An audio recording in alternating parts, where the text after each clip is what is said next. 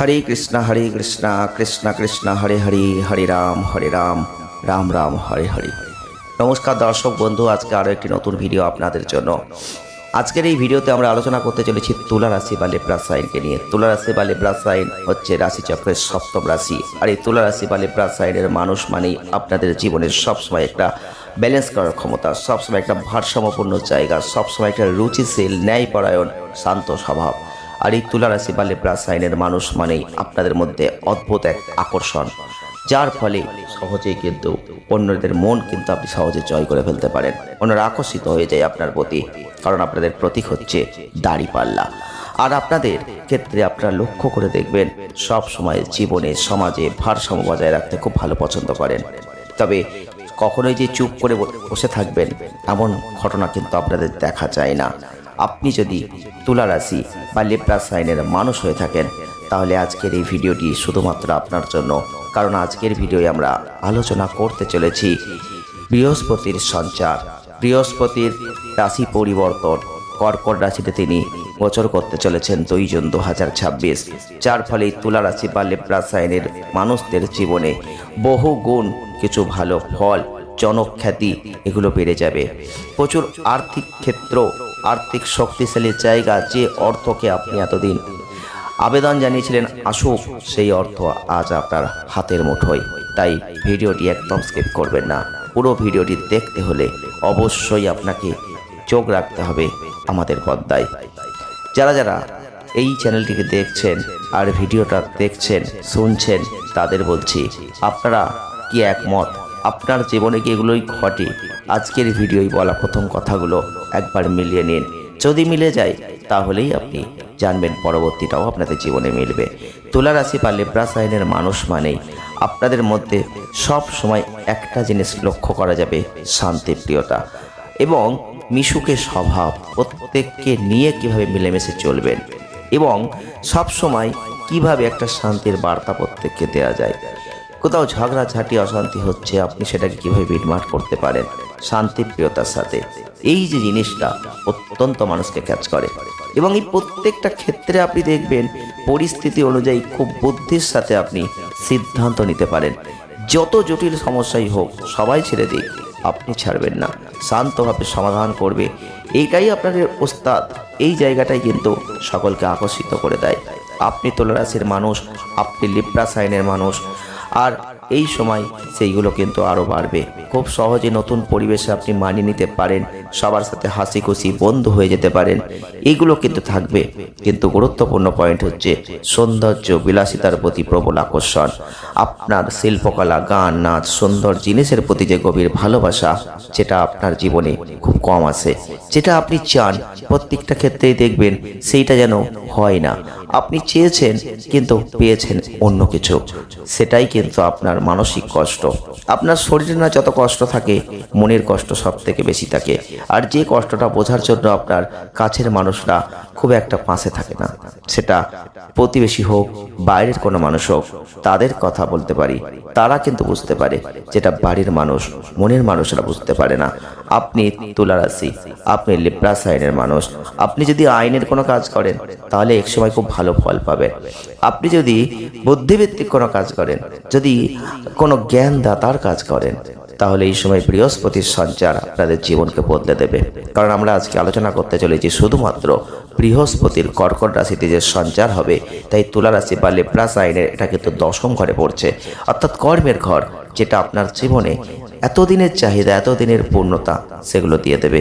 বৃহস্পতি একটা বড় গ্রহ, আর সেই গ্রহের গোচর হচ্ছে তিনি কর্কট রাশি অর্থাৎ উচ্চস্থ স্থানে থাকছেন অতিচারী গতিতে, যার ফলে এই তুলা রাশি বা লেপ্রা সাইনের জীবনে আসছে পরিবর্তন। আপনারা হয়তো আশা করতে পারছেন না, কারণ জীবনে আশা করাটা হয়তো আর সম্ভব নয়। বহু দিন, বহু বছর আপনি আশা করে করে আজকে নিরাশায় পরিণত হয়েছেন। আজ ভয় করে আশা করতে। আপনি তুলা রাশির মানুষ, আপনি লেপ্রা সাইনের মানুষ। আশা করে আর নিরাশ হতে আপনি চান না, কিন্তু আমরা আপনাকে ফালতু আশা কখনোই জাগাবো না। আপনি ভিডিওটি দেখবেন আর বহুগত চেঞ্জ এইটুকু সময় আপনি দেবেন, তারপর আপনি নিজেই লক্ষ্য করতে পারবেন সেই পরিবর্তনগুলো আপনার জীবনে হবে। কারণ এই সময় আপনার কর্মজীবনে আপনি কিন্তু অনেক পরিবর্তন দেখতে পাবেন, যদি আপনি কোনো কর্ম করে থাকেন তবেই। কারণ বৃহস্পতির এই যে উচ্চস্থানে গোচর, আপনাদের জনখ্যাতি কিন্তু বাড়বে। এখন জনখ্যাতি কীভাবে বাড়তে পারে? আপনি সোশ্যাল মিডিয়ায় আছেন, আপনি কাজ করছেন, ইউটিউব করছেন, ফেসবুক করছেন, বা আরও অন্যান্য ক্ষেত্রে যুক্ত আছেন, বা নেতা নেত্রীর পদে আছেন, তাহলে এই সময় এমন কিছু কথা বলবেন, এমন কিছু কাজ করবেন যার ফল কিন্তু আপনি পাবেন, যেটা এই সময় কিন্তু বহু গুণ বৃদ্ধিপ্রাপ্ত হবে। তাই এই সময় কন্টেন্ট ক্রিয়েটর হয়ে থাকলে সেটাও কিন্তু ভাইরাল হয়ে যেতে পারেন। বিশেষ করে আপনি পেশাগত উন্নতি দেখতে পাবেন খুব দ্রুততার সাথে। কেন বলছি? কর্কট রাশিতে বৃহস্পতির সঞ্চার হতে চলেছে 2 জন, যেখানে তিনি উচ্চস্থ হচ্ছেন এবং অতিচারী গতিতে। আর তুলা রাশির সাপেক্ষে সেটা কিন্তু দশম ঘর। দশম ঘর মানে আমরা জানি সেটা কর্মের ঘর। আর আপনি এখানে কিন্তু পদোন্নতি দেখতে পাবেন। আপনি যে পদে চাকরি করছেন তার থেকে প্রমোশন হবে। আপনার নেতৃত্ব দানের যে ধরন, ন্যায্য বিচক্ষণ হওয়ার জন্য আপনি প্রশংসিত হবেন, যার ফলে আপনার প্রশংসা দ্বারা আপনি কিন্তু একটা প্রমোশন পেতে পারেন। কেন বলছি? আপনারা তুলা রাশির মানুষ, আপনি লিব্রা সাইনের মানুষ, আপনি শান্তভাবে সব বিচক্ষণতার সাথে বিনিময় করতে পারেন সব কিছু। আপনি বুদ্ধি দিয়ে কাজ করতে পারেন, আপনি ন্যায়গত কথা বলতে পারেন, যেগুলো বৃহস্পতি পছন্দ করে, যেটা আপনার কর্মের ঘরে বসে থেকে সেই ফলটা কিন্তু আরও বাড়িয়ে দেবে। তাই এই ফলগুলো কিন্তু আপনি পাবেন।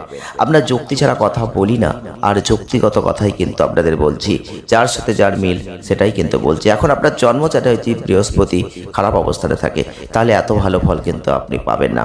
তাই চিন্তা করার কিছু নেই, জন্মচাটটা একবার বিচার করিয়ে নেবেন। বিশেষ করে অর্থনৈতিক খারাপ পরিস্থিতি আপনার জীবনে আগাগোড়া আপনি দেখতে পান, যেটা হওয়ার কথা নয়।